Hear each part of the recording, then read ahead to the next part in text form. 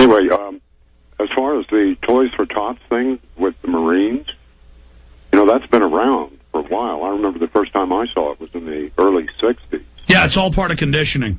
Yeah, well, at that time, Toys for Tots, whenever they'd tell you where it was, you'd see it on TV and whatever, and you go down to give, your donation, and there would be a Santa Claus there, and the Marines were ordered to wear their the uniform piece, and this was during the Vietnam War, right?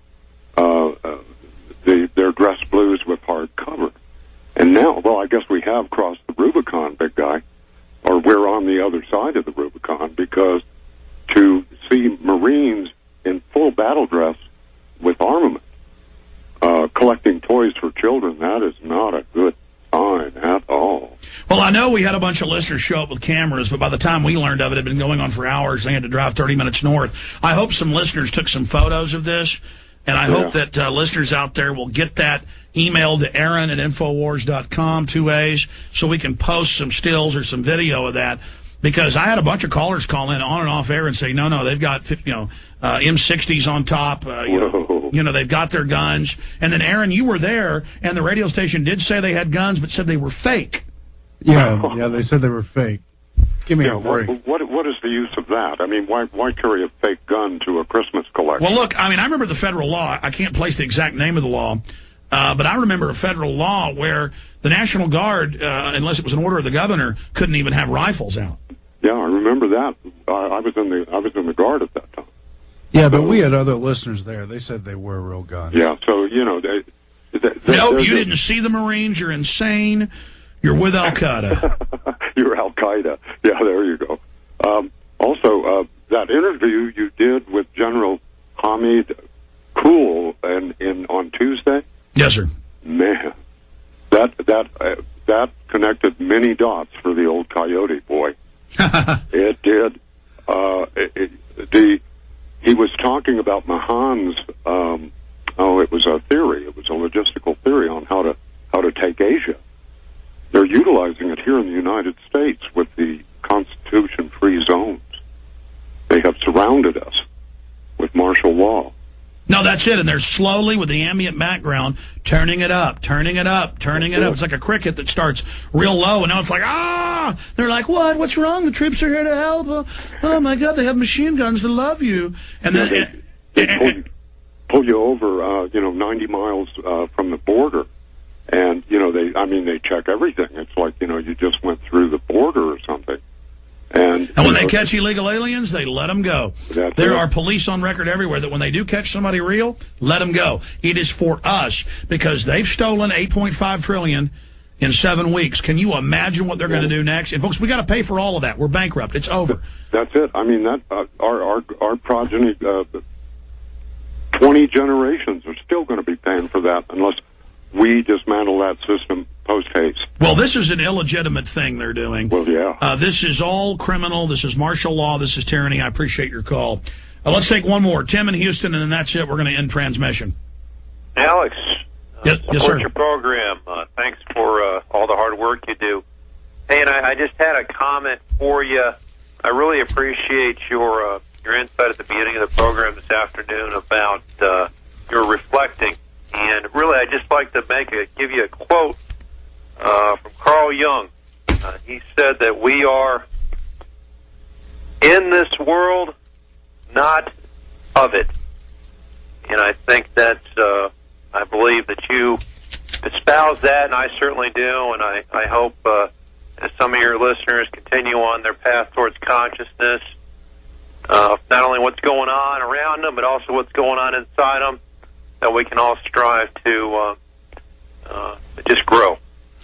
Absolutely, because I know I can come off as obnoxious or scatterbrained. It's because there's so much data.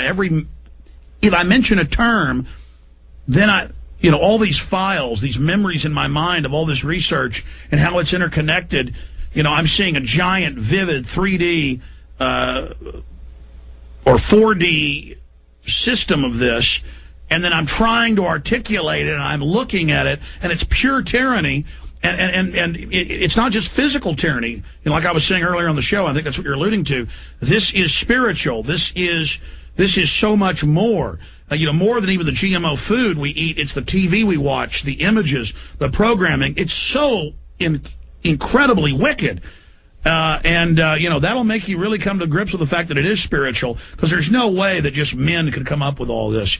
I mean, it's a system. It's a hive mind of wickedness. And then there's that hive mind of goodness and decency that has to, that group consciousness that needs to counter.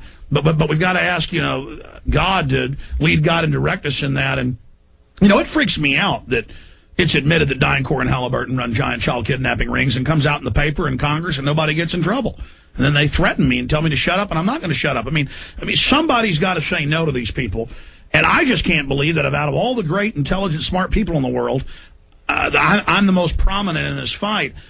And I know there's all these other more intelligent, more eloquent, more focused, more organized people. Where are they? Why aren't they standing up? And I think a lot of it, they can't even get past the peer pressure of coming out and talking about this. Even as world governments announced, as the gauntlet is thrown before us, as all of it's thrown in our face.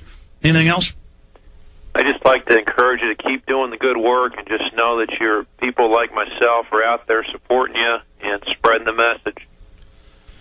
Well, whatever happens to me, I know it was worth it, and to stand up for humanity in this one little, like a candle in the wind, as they say, just a twinkling of an eye.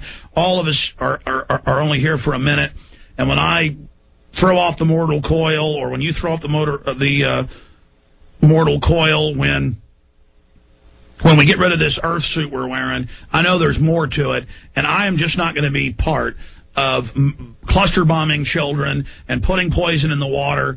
And again, if I don't fight this, folks, I am part of it. And that's the thing people need to know. If you know about this, and that means even if you know about it for a split second and rationalize it, you have brought on your own destruction. Anything else, sir? It's just the sin of omission, what you're talking about.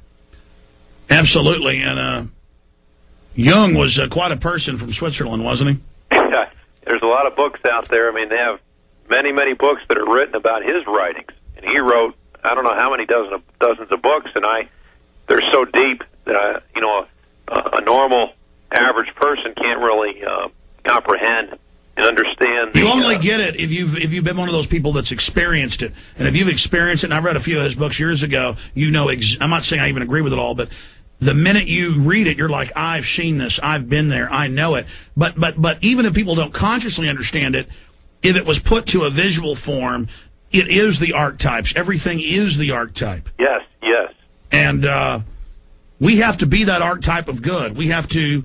That's when we ask God to lead, God, and direct us. We have to step into that purpose, step into that vision, and then we will grow with it and become it, and then we will truly tap into the universe. The enemy is tapped into darkness. The enemy is tapped into destruction and death and raging, tectonic tightness, black power.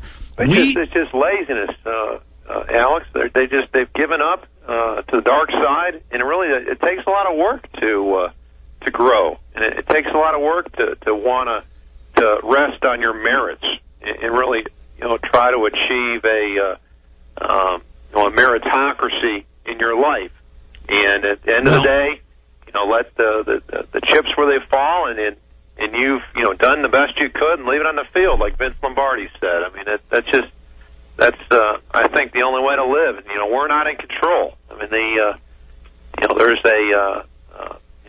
death is the ultimate loss of control, and it's not up to us. The only thing we have control of is our reaction to our emotions. I hear our you. Reaction, and we have no control over what happens. And to try to control things, as you've seen, those people that have these globalists and so on that have resources, for them to even try to control events is really fruitless in the end, and will cause their own destruction, if not to their wealth and the material resources they have, to their souls. And that's all I have to say. All right, good to hear from you. No, I mean, I agree. Evil is very limited and burning in its focus, but it is strong. But nothing compared to good. And what happens is a lot of people who are slothly and wicked and decadent and just don't care and have that arrogant screw the world attitude, they're saying screw themselves, and they're not tying into the much wider universe and world. And so I actually feel sorry for them. But there are a lot of really dark, evil people that do understand how things work, and they've decided to truly plumb the depths of evil. And they are conscious in a way that most of their little minion ring wraiths aren't. And, you know, I catch myself on the path to evil all the time. I mean, I'll think about, maybe I should have this other talk show host on my show. But I think, yeah, but they've talked crap about me. But maybe, maybe I ought to reach out to them, even if they don't, and just be nice to them and, have them on. And then I'm like, no, I'm not going to do that. No, I'm tired of being nice to people. I'm tired of them reacting bad to me because I've always been a pretty nice person to people I know and others and, reach out. And then I get bitten so much when I try to, help people that I start holding my hand back and then not engaging, not interacting. So I think that not having that quest or not having that spirit of reaching out and taking risk and at least giving people chances is very, very dangerous.